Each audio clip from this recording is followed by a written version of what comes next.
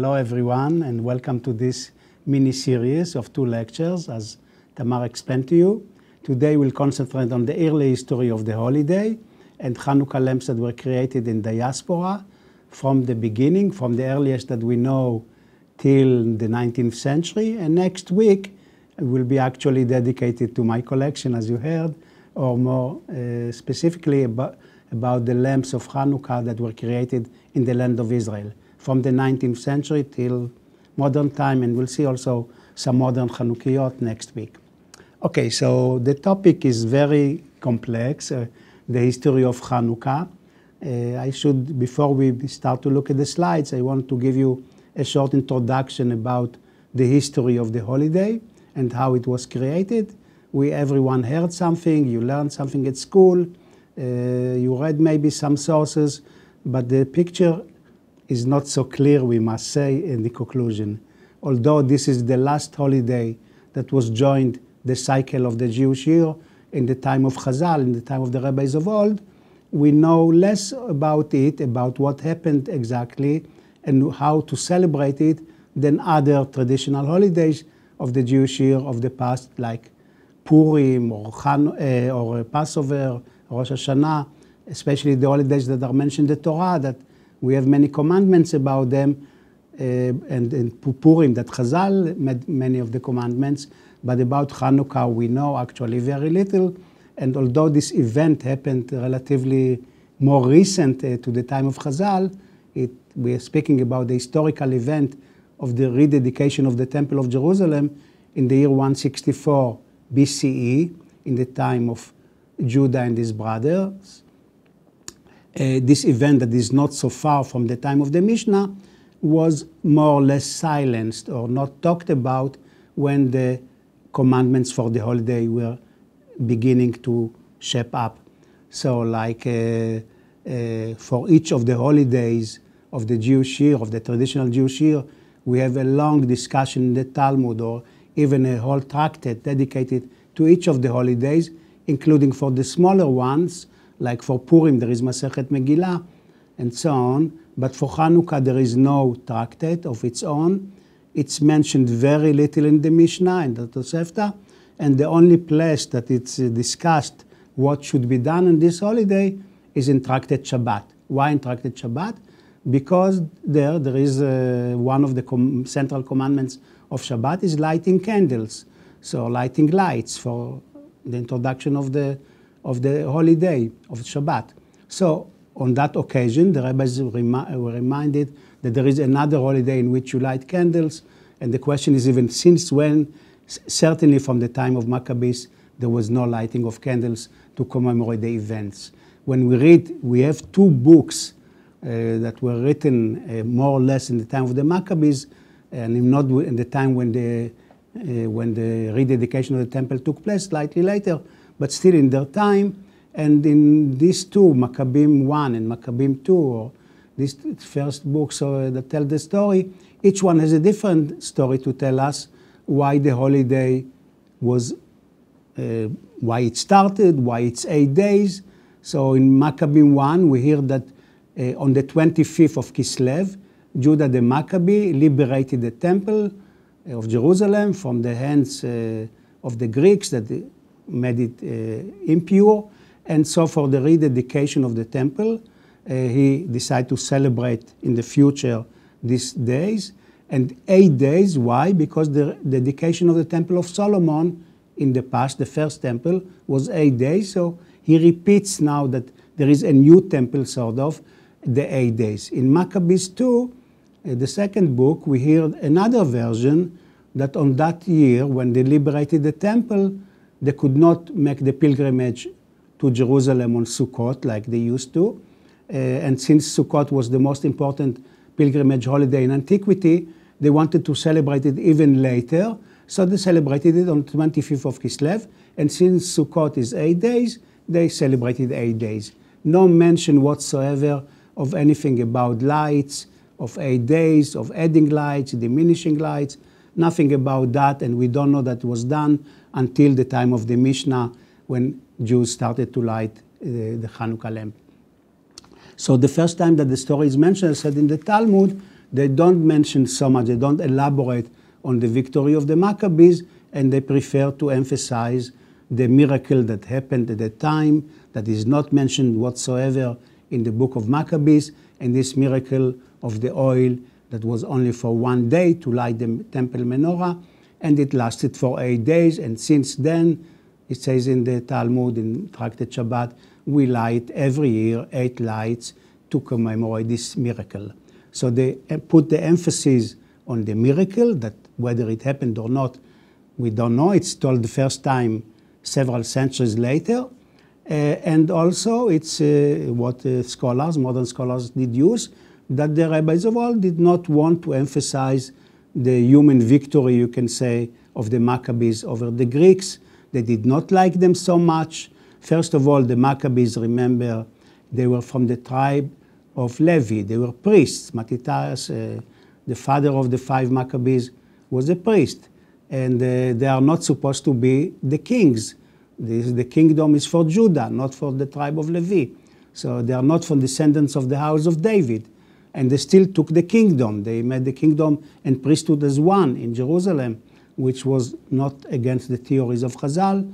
Also, they were not exactly, not the first ones, but later, those that were in the 1st century BC and or even the time of King Herod, were not very religious Jews or observant Jews, and they adopted all kinds of names that are like Agrippas and Aristobulus and Greek names, and so Chazal did not like them very much. And so the theory is that they tried to diminish their story and emphasize the miracle that happened. So much so that we don't have even one source in Hebrew from antiquity that spells the word Maccabee in Hebrew. We don't know even it spells with a kuf, the second letter, or with a kaf. And until today you can find both versions because it's recorded in Greek but not in Hebrew, and so we don't know even how to spell it. I mean, compare it to Passover, where we know so many facts about an event that happened centuries later, and every detail you know about the Exodus from Egypt and so on. And even more than that, the name of the holiday is not so clear.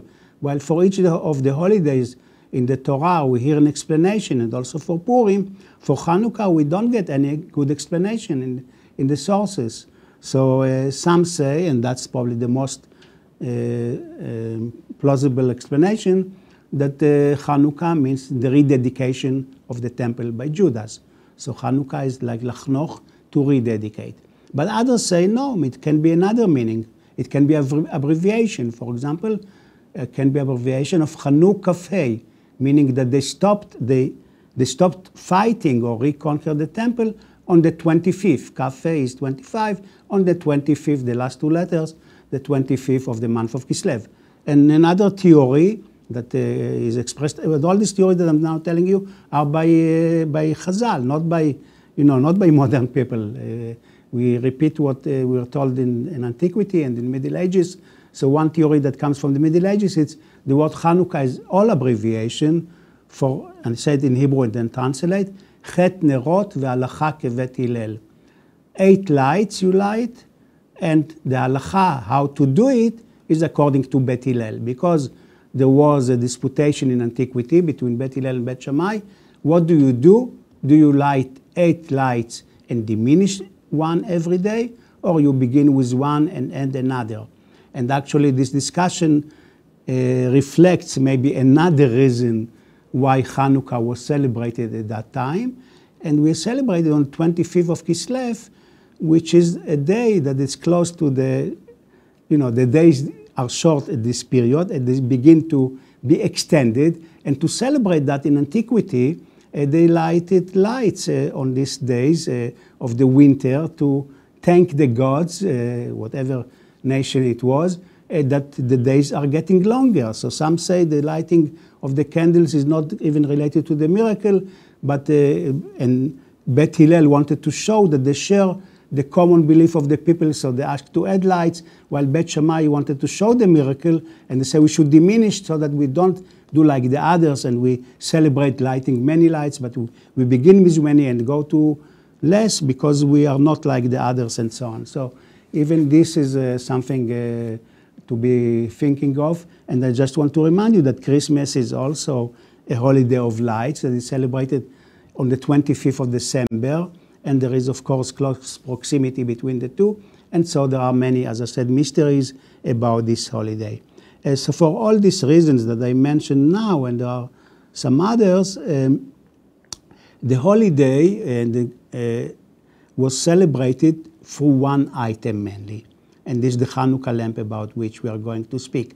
The lamp that is commemorating the victory according to Chazal, and we are following the traditions of Chazal in everything we do, as let's say those who are following the commandments, or even partly, it doesn't matter. So what we do is more or less the Judaism of Chazal today. And so we do that as well. I mean, lighting the Hanukkah lamp about which we'll talk. But what about the victory of the Maccabees? So that was almost, as I said, forgotten. And so because the book of the Maccabees did not enter the Hebrew Bible, but it did enter the Christian Bible, it's part of the Vulgate, already from antiquity. It's part of the Old Testament of the Christian Bible, aside from the New Testament. So Christians knew the book very well, I mean, translation, or even in Greek, in the language that maybe some of the books of the Maccabees were written. And so the stories were known, and there are those who, now we're going to art history, that commemorated the events of the books of Maccabees in the visual arts. So we have more Christian art from the Middle Ages and on about the stories of the Maccabees than we have from Jewish art. I'm showing here a Bible, I'm sorry, not a Bible, like a book that tells the stories of Josephus. I see now I get the slide, I see. It is a Bible, I'm sorry. So it is Bible, but the miniatures are based on the stories in the book of Maccabees and Josephus that tell the events in the time of the Maccabees when we see, let me show you the detail now of this page that was actually illuminated in the Crusader kingdom here in the Holy Land. So the page shows, and let me point what we see, that here is a Greek soldier and is commanding the Jews to bow down to the statue made of stone in the temple. And since the priest refuses, another soldier slaughters him. Okay, so and here we see the Greek soldiers slaughtering other Jews that refuse to, let's say, to follow the pagan customs that were introduced in Jerusalem. And so, and at the bottom what we see, now the Crusaders are shown as the Maccabees. These are the Maccabees now coming to fight and take the temple back to their hands. And the Crusaders are shown, or the Maccabees are shown as Crusaders, because the Crusaders also liberated the temple. And so in the Maccabees, a prototype, like they are those who made like what they wanted to do, to liberate Jerusalem from the infidels. Infidels in antiquity were the Greeks, now they are the Muslims and the Jews. So that's how the book was understood in Christian tradition. And so it's not surprising to find works of art throughout the ages, as I said, from the Renaissance or Baroque period now that I'm showing you, all Christian that show Judah as the, as a strong general, as important hero, as a Christian hero. Yes, that this story is like a Christian story. That's how it's told by this artist of the time. He's included Judah and his brothers among the heroes of the Bible of the past. So here I'm showing two woodcuts from Germany that tell us that 2 pages that show the heroes of the Bible, the male heroes and the female heroines. Yes. So on the left we have the heroes of the female heroines. They are Esther, Judith, and Yael. And Judith is also apocryphal. I mean, apocryphal to Judaism, but the story of Judith appears in the Vulgate as well. And here we have the men, Joshua, King David, and Judas the Maccabee. So he's like King David and Joshua, a liberator. Joshua liberated the land, David made Jerusalem his capital, and Judas is doing the same. He's like, in this way, a Christian hero. The artist that made the story of the Maccabees even more well-known is in the 19th century is Gustav Doré, that included several episodes from the book of Maccabees in his Bible, in his illustrated Bible. I'm showing you only two that will be repeated. Next week we'll see them, how they repeat in the Zionist with the Zionist movement. But here is one that shows Elazar, one of the 5 brothers, killing the elephant of the Greek general, yes, and committing suicide, actually, beautifully, that how Doré is doing it. And another one, I'm showing the last one from this topic, that is here is how Mattathias, and in the way that Doré describes it, kills this Jew that agreed to the commandment of the king and bowed to the pagan statue was there, or ate something that was not kosher, and so Mattathias gets up and slaughters him. And the quote is from the book of Maccabees, that is the source for the illustration of Gustav Doré. Okay, so what about Jewish art? So now we go to Jewish art and see that very little, or if anything, was done in this topic. I always like to show the favorite Dura Europa Synagogue, because this synagogue from the time of the Mishnah, or the period that we are talking about now, and it's all the walls are illustrated with the heroes of the Hebrew Bible. And you can find many of the heroes related to the holidays, because of course the Jews of Dura in diaspora already want to celebrate the ancient holidays and remember the heroes that made them possible to us today. And so we have, for example, many panels about the life of Moses, because Passover is such a central holiday that of course you have to show the story of Exodus and how Moses is drowning the Egyptians and how he's leading the Israelites out of Egypt, and the opening the Red Sea for them so that they can go and march with all the weapons and so on. So here for Passover we have many of these episodes that are not even told in the Haggadah, but are shown in the art. And for Purim we have such an important panel in the Synagogue of Dura Europos that shows the victory of Mordechai riding on the horse here with Haman leading him. So Purim, that is such a minor holiday, it's not even part of the canon, the book of Esther, in the time when the synagogue is established, the Synagogue of Dura Europos, and still the panel gets a lot of respect, you can say. I mean, getting the story a lot of respect, while the story of Hanukkah is not mentioned whatsoever. So you can say that something that we know from this period is what the Haggadah tells us. We mentioned Passover, so let's look at this beautiful page from the Sarajevo Haggadah that mentions something you read every year on the Seder night. I am the one who passed through Egypt and took you out of Egypt. I am not an angel. I am not a seraph, another type of angel. I am not the messenger, meaning, of course, not human messenger. It's I, God, who did everything. And so don't tell stories about humans who did these deeds, because they are not capable to do it. It's only God who is doing it. So when the stories of the Maccabees are told finally in the Middle Ages to Jews through secondary sources, they read them, some of the Jewish scholars of the Middle Ages read them in Latin or in Greek, and not translating everything, but paraphrasing the stories and telling them to the Jews of medieval Europe, in Germany, in Spain, and other countries, in Italy. They're now telling events that they read in the book of Maccabees, as I said, from the Christian church that they were familiar with, and they retell them. So what do they like to emphasize? We have a cycle that tells events from the time of the Maccabees in this beautiful manuscript from South Germany from the 15th century, today in the University of Hamburg. And here we have several pages dedicated to Hanukkah. And you'd think they would show the victories of Judah, the celebration of the temple, and things like that. No, if you read the book of Maccabees, there are many stories of the time before the liberation of the temple, many events. Actually, most of the Maccabees one is about that, about the martyrology of the time, about how people were willing even to die and not to obey the the commandments of the Greek king and so on. So in this page, for example, we see some of these events. Let me show a detail of the upper miniature that is told in the book of Maccabees, and here paraphrased in poetry by the Paitan.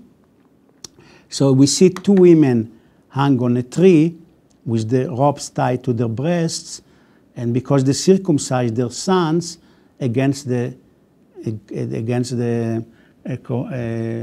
commandment of Antiochus, of the king. So they were punished in this way, hanging them, while the babies were thrown from the top of the tower to be dead on the floor here. So the Paitan is saying two women circumcised their son. Because of that, they were hung by tying ropes to their breast. The babies and their mothers were cast to their death from the tower. So the artists in Germany of the time, that is, no, the Jews of Germany were not enjoying very much life in this period or in the past period, in the centuries before, and they prefer to show how Jews suffer from their neighbors. So the stories of the martyrology of the Maccabees of period, the Maccabean period, appeal to them in a very strange way. Here is one of the famous stories that the most well known from the book of Maccabees about this martyrology, about Hannah and their 7 sons that were not bowing to the king. So 6 sons were already slaughtered on the floor while Hannah is praying. You see, she's lifting her hands up and praying for them. And here we have the last son, the youngest son, and the king Antiochus is seated here. He's showing him the ring of gold, and he's going to throw it on the ground so that the child will bow down, and so as if he's bowing down to him, and so he will do whatever the king wants him to do. Okay, so let's keep that miniature. Okay, so with not, let's say, putting emphasis on the events, on the heroic events of the Maccabees, but on the martyrology, the Hanukkah lamp, we can say, serves totally different purpose. It's actually something more spiritual. It doesn't depend on so much on the historical event, although the historical event is mentioned. But when you light it, you think about some things that are happier, you can say. You see the light, children enjoy the lights and the many lights and so on. And so this, as I said, became the central object of the holiday, and actually the only liturgical object of the holiday. Unlike Passover or Sukkot or Rosh Hashanah, where we have shofar or etrog box, or I don't know, whatever you can think of, other items, the 4 species and so on for Sukkot. Here we have only one item that developed and became the central, although very important one. But and so the question is how it was lit in antiquity, and since when. As I said, not before the time of the Mishnah. We don't have any evidence that Hanukkah lights were lit liturgically before. And so the rabbis discussed this and how it should be done. And when they mention this briefly, as I said, very briefly in the Talmud, they use these words, 2 words, Shraga de Hanukkah or Ner Hanukkah, meaning the light of Hanukkah in singular. They never mention something in plural, that we have a lamp on which you light many lights. Yes, it's like one object, and every day, and you can see the oil clay lamps of antiquity, every day you can add one, yes, or diminish one, depending if you are Bet Hillel or Bet Shammai. But it's very easy, it's very something non-commodity, you can say, used in every home. And so in Hanukkah you lit them. The only difference is that you are not supposed to use them. So you need another one, what we call later the shamash, because you have to enjoy this light while looking at them, but not use them to make light at your home. So, but that's probably how it was. Although some of the lamps that were found in Judea of antiquity have more than one opening. I mean, you can see where the oil is put here, and some have 2, some have 4, and some have 8 as well. So it could be that this with the 8 was used for Hanukkah. We don't know for sure, and there are not many of these that survived, but it is possible because, as we'll see later, inventions of the Hanukkah lamp are related to this item. So remember this item. What is missing, which is really very surprising that is missing, is the real Hanukkah lamp. Where is the real Hanukkah? I mean the Hanukkah lamp that was put by the Maccabees in the Temple of Jerusalem. They did put one. Yes, we know, everyone. There was one that in the time of King Herod in the Temple of Jerusalem, and the last one to be put in the temple before the destruction in 70 CE was the one they put by the Maccabees. I mean, this whole story is told, how they did it and so on. So we know exactly how this lamp looked like, because we have the Arch of Titus. Yes, the Arch of Titus in Rome that commemorates the destruction of the temple in Jerusalem has this famous relief that shows how the Roman soldiers are marching in the streets of Rome carrying the menorah. So here we see them carrying the menorah, and none of the Hanukkah lamps of antiquity or the Middle Ages looks like this.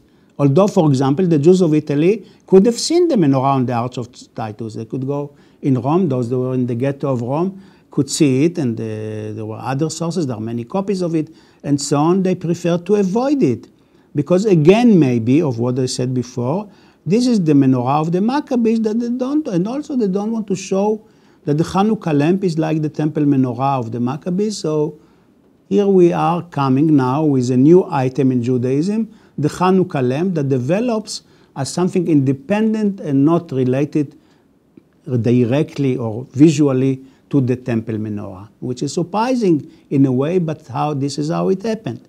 So we saw that already in the Talmudic lamps, like this, and even those earliest that survived from the Middle Ages, like this one that was found in excavations in Avignon. And actually, this is the earliest lamp that we know of today that is one lamp that is using all the spouts put together on one object that for sure, for certain, is a Hanukkah lamp. It's this one, is in private collection. And we know since when the Jews were expelled from Avignon and when they returned, so it's easy to date it to the period in the Middle Ages, or at least approximately, but we know the last day that it can be. And it's made of stone. And made of stone, and it's related to maybe to the Hanukkah lamps or the oil clay lamps of antiquity. But in the Middle Ages, they did not use the same kind of clay oil lamps of antiquity. So it maybe developed to something like this, still made from earthly materials, very simple, very massive and heavy, except that this one has 8 spouts for the Hanukkah lamp, and it has a verse on the front of it. Let's see another picture of it in black and white now. And the verse is Kiner mitzvah v'torah or. I'm sorry, the English did not come well. I don't know why. It's a verse from the book of Proverbs. For the light is a commandment, and the Torah is light. I mean, this is like a verse that is not related to Hanukkah, but giving a lot of meaning to the holiday and to the lighting of lights or candles or oil in this case for the holiday of Hanukkah. Like the light is the Torah, yes, and the ner, the candle that you light on Hanukkah is a commandment that you like to do. And this lamp shows that. So here we have 8 openings like this, 8 fonts, and here are the trays for the oil from which it comes. The shamash was not part of the menorah in this period. Only later it will become part of the menorah. And so we know about this unique lamp from this find in Avignon, but we know of similar lamps from communities in the lands of Islam that are those that kept ancient traditions in the best way that we know. One of them is the Jews of the Atlas Mountains in Morocco. So here we see this person, Zayd Shulman, and his wife traveling in the Atlas Mountains in the 40s and early 50s to collect, to buy, to document the Jews that were still living there before immigration to Israel, and many items that they bought are today in the Israel Museum. So, for example, they bought Hanukkah lamps in the Atlas Mountains, and they're all made of stone, like those that I'm showing you here. Very, let's say, from at least a general concept similar to the one in Avignon. I mean, these are not medieval. These are 19th century at earliest, or even early 20th century. And they all have by now 9 openings, 9 fonts, yes, and 3 for the trays for the oil, like we saw also before, and like in all of them, this is common. Here is a close-up of one that is in the collection of William Gross, and you can see how beautiful it is. Very simple, I mean, easy to produce, but the folk art here is, I mean, that's what the most amazing thing for me. It's still very attractive, and you can see that the one that made it knew exactly what he's doing and how it was used and so on. Another community that kept this tradition of the oil with stone lamps are the Yemenite Jews. In Yemen, again, like in the Atlas Mountains, Hanukkah lamps made of stone are shown here now for you, before immigration to Israel, that they were brought here. And some are in the Israel Museum today, some in the private collections. In Yemen, what is interesting, it's still like in Avignon, only 8 openings. There's no shamash as part of the lamp. Let me show you enlargement of 1, so you can see 1, 2, 3, 4, 5, 6, 7, 8, and there is no place for the shamash, like the one in Avignon, and maybe all these types that I was showing you from Atlas Mountains, from Yemen, from Avignon, hark back to an old model of the early Middle Ages that is lost to us, but is commemorated in these lamps that survived. Okay, now we go back to Europe to see the first development of Hanukkah lamp with a back panel to hang on the wall. The lamps that we saw until now were what we call a bench type. You put them on the windowsill and to publicize the miracle, while here now in this invention that is mentioned also in the responsa literature of a lamp that you can hang either, at the door or across from the window so that people can see.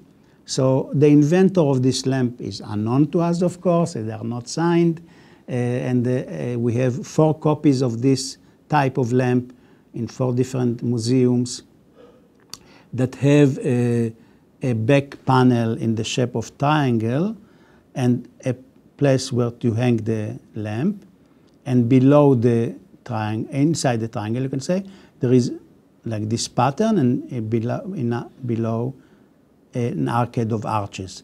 And here are the spouts for the oil. And you can see that in this period, we are speaking about 14th century, there is the shamash is already part of the lamp, but there's no fixed place where to put it or in what height. So in some, it's here on the left, here it's on the right, here it's part of the line of the spouts, so there's no fixed place. But all of them resemble in one thing with this back panel, with these designs. And so the arches immediately remind us of Moorish arches, of horseshoe arches, Islamic arches that were common in Spain, in medieval Spain, and that's how we identify the place of origin of this. And I just want to remind you, to show you here the synagogue that survived in Toledo, in Spain, in the synagogue that is converted into church called Santa Maria la Blanca from the 13th century, and all the synagogue is made of this type of arches, of horseshoe Islamic arches, like we see here. Except that in our Hanukkah lamp, there are 12 arches in all of them. In all those that I showed you, all 3, there are 12 arches. You can later count them, but believe me, there are 12. So it can be the 12 tribes of Israel, can be other 12 signs of the zodiac. There are many 12, it's good. But probably what they meant is the 12 gates of heavenly Jerusalem. We know actually here we have some influence, you can say, of Christian Spanish art that shows Jerusalem of the end of days, as by the way prophesied by Ezekiel, and then in the New Testament as well. And this heavenly Jerusalem that comes down at the end of days is a square city with 12 gates. In each one stands one of the 12 apostles, and above them is one of the stones of the breastplate of the high priest, and so on. There are many symbols here, but anyway, Jerusalem of the end of days, the rebuilt Jerusalem, is like this pattern of the 12 gates, And maybe that's what the artist wanted to show, that what we are now doing, lighting this Hanukkah lamp, is we are waiting, hoping for the rededication or coming of Jerusalem at the end of days. But the model you can see is very clearly also taken from the cathedrals of the time. The cathedrals that were maybe the building closest to the temple that people knew, the most beautiful building that was around in the Gothic period, has a triangular, some of them, of course not all, triangular top, like in our Hanukkah lamp, a rose window, like in our Hanukkah lamp, and beneath the line of arches, the arcade. So maybe this is the source of this miniature that we see here, and that's how it developed. Okay, so we now want to see what happened to this lamp after the expulsion from Spain. So again, we are in Morocco. To Morocco reached Sephardi exiled Jews. They brought with them some traditions of let's say that they carried, of material culture that they carried from Spain, like for example, the dress of the bride. We know it for models from medieval Spain, and it was used until our time, the Silkaswal Kbira as it's called. So it's a Spanish model that was used in Morocco, and the same is about the Hanukkah lamps. The Hanukkah lamps that were used in Sephardi Morocco, not in the Atlas Mountains, in the towns, the big towns like Fez and Rabat and Sefru and Tetuan, look like the medieval lamp. They are 19th century, they are not so early. And you can, maybe if you try, you can see the rose window and the arches below.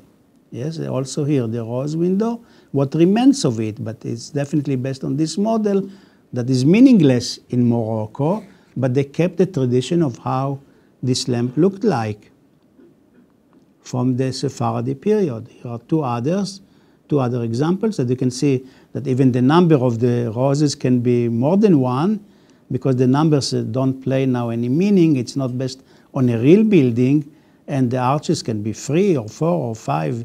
There was no significance to that anymore. Okay, again back to Europe, and now we are in Italy of the Renaissance. We have two miniatures that show us, they are the earliest, that show us the lighting of the Hanukkah lamp in Italy of the 14th century. This is one in the British Library. It's a Siddur, and it says here, Seder Inyan Hanukkah, and so on. There are all the rules, how you light, and so on. And here in the miniature, we see the family. Let me show you an enlargement of it. We see the family behind the master of the house, who is lighting a lamp that is hanging on the wall, very clearly, in the shape of triangle again. And here are the spouts in a row, like this. Okay, so the closest type to this lamp that we have is something like this. And you can see again how much it's dependent on the medieval Spanish lamp with the rose window, the triangle, and the arches. But the number of arches is again not so significant, not known, and maybe they did not know that the meaning was to the gates of Jerusalem. So you have less arches, and so they had to extend the spouts, and so they don't even fit exactly. You see, this section doesn't fit exactly the back one, but that's how they made it. So they carried some of the tradition, and another one they changed. So the second miniature is this one, also from 14th century Italy, from Perugia, also in the British Library in London. It's a book, a halachic book, and here we have the Hilchot Hanukkah, the laws of Hanukkah. And the top of the page, let me show you a detail. Here is a Jew of the time, Italian Jew, that is lighting a Hanukkah lamp that is not hanging on the wall. It's a bench type, yes? Okay, so we know of this type from extant lamps that we have from some collections. They are not necessarily that early. They are later, but they show the traditions of the 14th and 15th century. So here we see this type of lamp. Here it's made of brass. We can see from the color. This is also cast brass. We have images that are typical of Renaissance. I mean, like this mask that we see here of like the Medusa and so on. Okay, so we have many figures that are shown like, from the decorative arts of the time, half man, half horse, and so on. So, but this is the type of the lamp. And here are the top section that we see also here. This is really like the city wall with the crenellations. Again, like detecting the beautiful building that they know, and it's not on other lamps. You can see two other examples. Again, by the way, with the verse, Kiner mitzvah v'torah or, like we saw also before. And here you have not only the crenellations, but you have the towers.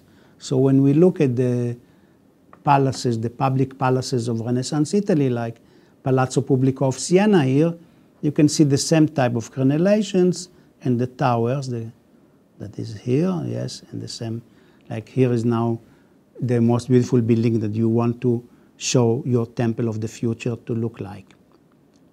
Here is a lamp that is in the Israel Museum, and it has above this section like a dome, okay, and the model is something like this, yes, this is the Duomo of Florence. The Duomo with these sections here, and the lanterna. Here is the section from which enters the light, that is our section here. Here is another one, Italian, from the Renaissance, and it shows a wall with bricks, and they are not even, I mean, they are put half-half like this, and then there is a gate in the center with, again, uneven bricks. And again, you look at the palaces of the time, like this is Palazzo Pitti in Florence, and you can see how it looks. This is the gate and how the stones are laid. This is part of the principles of the architects of the time, so the artist of the Hanukkah lamp is following that. Or here is the facade that Alberti built for the church in Rimini. I mean, an older Gothic church that he built a new facade in the style of the Renaissance with 3 clean arches, and here are the 3 clean arches in this Hanukkah lamp. Sometimes even the Italian Jews introduced, let's say, motifs that are maybe foreign to us today. We see even nudity in these lamps. Like here we see these 2 mermaids that are half nude. Yes, they have they are like fish in the bottom part, but the top part they are female humans, yes, with their exposed breasts. And there are also half horses, half fishes, again, another mythological creature. And so it's interesting, how they adopted the arts of the time, and they didn't see apparently any problem with that because we know that this was common in Italy of the time. And by the way, the shiny parts, including here, these parts of the women, is as a reflector for the lights of the oil. So the main hero of Florence and Siena and these other towns were biblical people, biblical heroes that were not, let's say, winners from the beginning. Like David, when he won over Goliath, he was a boy. Yes, and Goliath was a giant, he was a general. Judith was a woman in this statue of Donatello. And she won the general Holofernes. And they became this let's say, underdogs, you can say, became victorious and model, like for the city of Florence, because the city is not so big, is not so, doesn't have a big army and so on, but still it wins because of its wisdom and beauty and so on. So they commissioned artists to make these statues, to put them in front of the public buildings of the city. Yes, and another figure that is very much part of this story, as I mentioned already, is Judith. So Judith becomes a real heroine of the Renaissance, appearing in many, many paintings, all like the great artists like to illustrate her and to show how, smart she was, how beautiful, and so on. So we have, many artists are doing it. Mantegna here, and Giorgione here on the left. And in the picture of Mantegna, in the painting of Mantegna, is after she beheaded him and put the head of Holofernes in the bag is carried by her servant. Here is Botticelli showing her marching back to her city, Betulia, and their servant is carrying the head of Holofernes. So the Jews of Italy cannot disregard this. They see this. Here is a Hebrew manuscript in the Israel Museum from North Italy, probably from Venice, that shows it's a piyut for Hanukkah. Begin Otcha ki anafta. It's a piyut for Hanukkah that tells the events of Hanukkah. And so we see two heroes are illustrated here. Judah the Maccabee, for the first time we see him in a Jewish context. And here is Judith beheading Holofernes. And they put Judith in the center and Judah is on the side. She is the main hero of the holiday. They wanted to, let's say, possess her, the Jews, because the Italians are using her so much. And they said, no, she's ours. She's part of the story of Hanukkah. No basis for this, but this is something that became more and more common, and many people mention that. And to this day, people connect Judith with Hanukkah. Although in her book, nothing is mentioned about this. Anyway, so here, and by the way, also the names, Judah and Judith, of course, both of them represent the Jewish people. Yes, like Yehuda, Yehudit, she's Jewish, he's Jewish. So the names are even like very characteristics of what they did. So she became the heroine of the Hanukkah lamp for Italian Jews. So for example, here we see this lamp, and she's carrying the head of Holofernes on the top. Or here, her name is even written. The sword, the head of Holofernes. Sometimes she's painted in this way. Two lions in the center of the lions. Let me show you detail. It's Judith with the head of Holofernes. And if you are not sure, it says here the inscription, Minashim Ba'oel Yehudit Tevorach. Judith is blessed of all the women in the tent, like Yael before her. And even there are some Hanukkah lamps, like this one in Echal Shlomo here in Jerusalem, that depicted in 3 dimensions, which is really unbelievable almost. It's something all the rabbi forbade, to have three-dimensional object. And here we have sculpted almost images of the story of the Hanukkah. And maybe the top one here is Mattathias, but the center episode is here. Let me show you a detail of it. So here is Judith again, Holofernes lying headless in his bed, and Judith is putting the head of Holofernes in the bag that her servant maid is holding. And the scene is almost, here is a detail of that, I'm sorry. Here now you can see better, yes? Okay, it's all like almost three-dimensional, if you see even the original, and the lions from whose mouth becomes, that's where you put the light here, yes, the wicks. And here I'm showing now the painting by Mantegna that we saw before, and you can see how similar it is, except the direction is reversed. And let me reverse the picture of Mantegna so we can see Judith, her maid, the head in the center, inside the bag.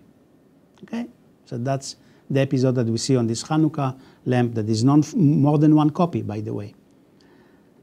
Another thing that the Italian Jews did, which is interesting, is to put the emblems of the monarchs or the dukes or the whichever cardinals that in the town where they lived. Yes, so they're like paying homage to that person.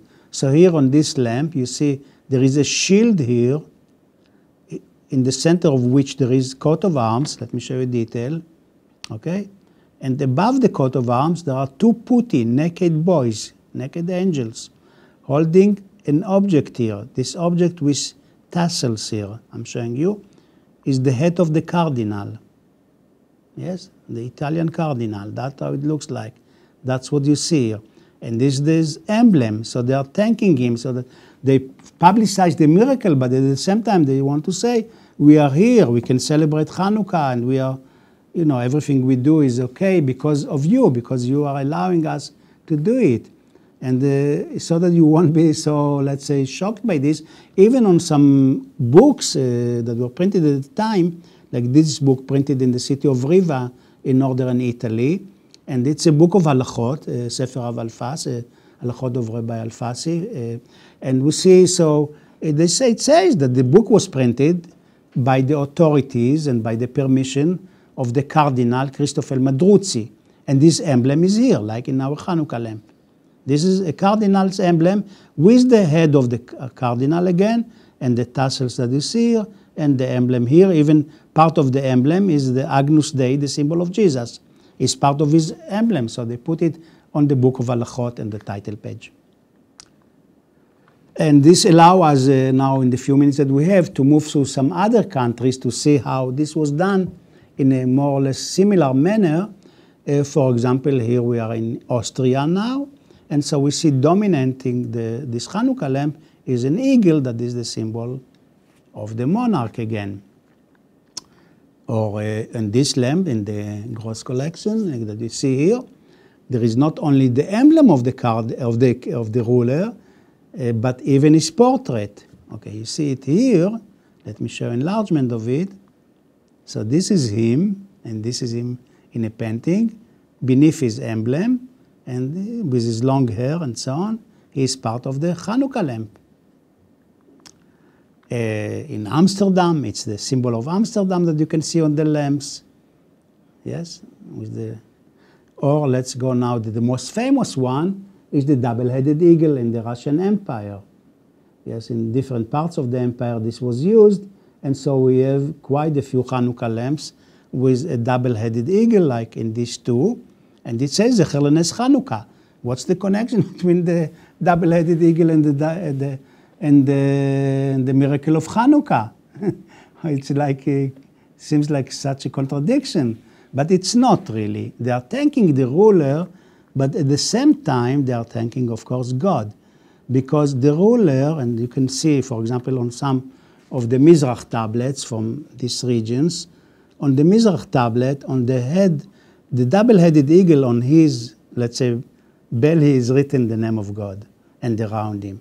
So the real ruler, the real king of kings is God. So when we are thanking on the Hanukkah lamp, we say Zecher Lenes Hanukkah is not the Tsar, is the God, yes, the King of Kings. It's like double meaning. Of course, you can play with it. And actually, here, for example, on this lamp, there is no double-headed eagle, there is a crown. So you can see it's definitely that's meaning the crown of the Kings of Kings, or the crown of the Torah, and so on. And beneath it, it says Leadlik Ner Shel Hanukkah. And we know that this tradition is what I'm telling you, especially from Shabbat lamps, and not Hanukkah lamps. But it's very nice to show it for the Shabbat lamps, these candlesticks, okay, that you see here. So sometimes you see on the top of the candlestick one-headed eagle, sometimes you see with double-headed eagle, okay? So, and otherwise they're very much similar. Two lions, on their bellies is written Leadlik Ner Shel Shabbat, and so on. And when you take a close-up, you can see that you can remove the double-headed eagle and replace it with one, depending who is the ruler. But so we change it according to the ruler at the time, but we mean, of course, that the real king is God. And so maybe the last point that I will make, and I see we can maybe continue with other countries next week. Let me finish with the Eastern Europe lamps at least. We see that on many of these lamps there is something that is also very interesting and unusual, that they have the 8 spouts for the Hanukkah lamp, but there are 2 shamashim, 2 servitors on each side. Yes, one here, one here. Yes, and this is pretty much consistent. Even sometimes you can see this is for oil, this is for candles. So here already we get a hint that this is for Shabbat. So Shabbat and Hanukkah, for those 2 events in which you light lights, you use the same lamp. It's maybe to save money, it's maybe to show how you appreciate this commandment of lighting lights, whatever the reason can be, and many reasons were offered. This lamp is used, and certainly you can use it on Shabbat Hanukkah. That's the best. Yes, then you can do everything that you need. So that's how these lamps developed. Even those that don't show, like the figures that we saw before, the lions, here is the shape of a synagogue actually, another piece of architecture, but we have the 2 for candles, and here is probably for oil. Okay, we are almost about to end this journey of Eastern Europe, and this is, again, you see very clearly, yes, for candles, for oil. Okay? Now, the fact that the lions and other animals were repeated so much teaches us something that is very basic of understanding East European art. These animals are what we call, or what they called, or we can still call them this way, the holy animals. The holy animals. And the four most holiest animals are the lions, the eagle, the deer, and the leopard. These four animals that are like in a pair of each is, like in symmetrical way. The eagle is double-headed, so that's how it's symmetrical. So these four holy animals come directly from the Mishnah, from Pirkei Avot. Rabbi Yehuda ben Tema said, be bold as a leopard, light as an eagle, swift as a deer, and strong as a lion, to carry out the will of your Father in heaven. What you see here, by the way, on the left, are the doors of the synagogue in Krakow that are today in Jerusalem, and they show the four animals, and the verse that I just read is written here in Hebrew. And so and also, by the way, the doors are done like a Hanukkah lamp, and you remove the parts that you don't need, like a paper cut, and this is also typical of the lamps. Here is a detail of, look at this beautiful folk art piece made of wood, in this case, of the deer in our saying. And by the way, we can maybe end this here and telling you, so Germany and other countries will do next week, that these animals are not only likable because, their qualities, they teach you how to be fast to fulfill the commandments, how swift and so on, everything to do the commandments, but also they became the source of names. If you look in first names of Eastern Europe, that today it's forgotten, but they were used in the past all in Eastern Europe, names like Aryeh, Zev, Tzvi, and so on, like names of animals that were extremely popular in Eastern Europe because of the qualities of these animals. So you call your son Aryeh Leb because you want him to be like this lion, strong as the lion to fulfill the commandment, or Tzvi Hirsch, to be like the Tzvi, the deer, to fulfill the commandments. Okay, so we'll end, I think, here because I see the time is gone, and we'll continue next week, but I'm open to questions if there are any, and I'll ask Tamar to allow me to Professor Sabar, I think that a lot of the audience would probably agree with me that there's plenty of Chanukiot you show that you would be happy to have in our homes. Beautiful, beautiful objects. So thank you for explaining them to us. Our first question is, did the Jews in the medieval times make their own Chanukiot, or were they made by a Christian artist? Listen, we have so few medieval Chanukiot that it's definitely, we don't know. We assume that they made them, especially the stone ones that we know in Yemen, in Morocco. There was a show, we know that they were Jewish craftsmen. In the Middle Ages, some places were, let's say if they are in brass, they could have been done by Jews. Those that are of silver, but they are not from the Middle Ages, they are of later periods, were probably done by Christians. But we know more about the 17th, 18th century and on, because there are hallmarks and so on. But about the Middle Ages, we have very, very little information. What you saw, on every other countries, I'll speak very briefly because we don't have much time. But on the Middle Ages, I showed you basically almost every lamp that we know, besides one, that maybe I'll show it next week. Okay. And so would you say the references to like the countries where the Chanukiot were made, were these ordered by the Jewish person who ordered the Chanukiah, or maybe added by the artist who made it? Can you repeat? I'm not sure I understood. Yes, I'll try and translate the question. Okay. The fact that some of the Chanukiot reflect like buildings or people in the surrounding of the Chanukiah, would that be the request of the Jewish person who ordered the Chanukiah, or maybe an addition of the artist who made it? I think it's a combination of both. And we know that folk art, basically what we saw is folk art. It's very traditional.